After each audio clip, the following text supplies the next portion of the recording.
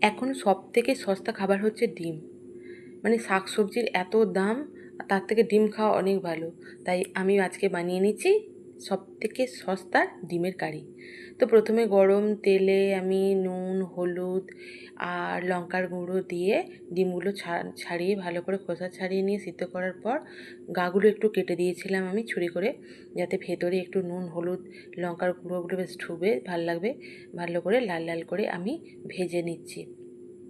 ভেজে নিয়ে তুলে রেখেছি এবং ওই তেলেতেই আরেকটু তেল দিয়ে আমি গোটা জিরে ফোড়ন দিয়ে কুচিয়ে রাখা, রাফলি কুচিয়ে রাখা পেঁয়াজগুলো দিয়ে দিলাম। দিয়ে তাতে আমি সামান্য নুন দিয়ে ঢেকে দেবো, যাতে পেঁয়াজটা একটু লালও হয় এবং নরম হয়ে আসে। তো আমার পেঁয়াজটা একটু লালচে ভাব এসেছে, একটু নরমও হয়ে এসেছে।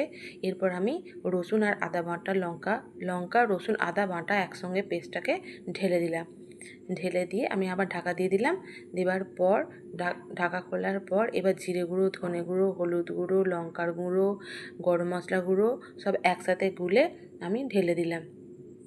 এবার এরই মধ্যে আপনি একটু নুন, মিষ্টি দিতে পারেন, মানে মিষ্টি দিতে পারেন। আমি মিষ্টি খাই বলে আমি মিষ্টি দিয়েছি।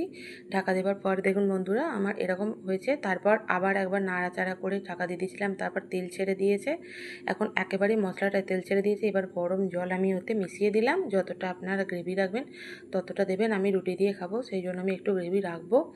তো এরপর ফুটে যাওয়ার পর আমি ডিমগুলো দিয়ে নাড়াচাড়া করে নিয়ে ঢাকা দিয়ে দেবো।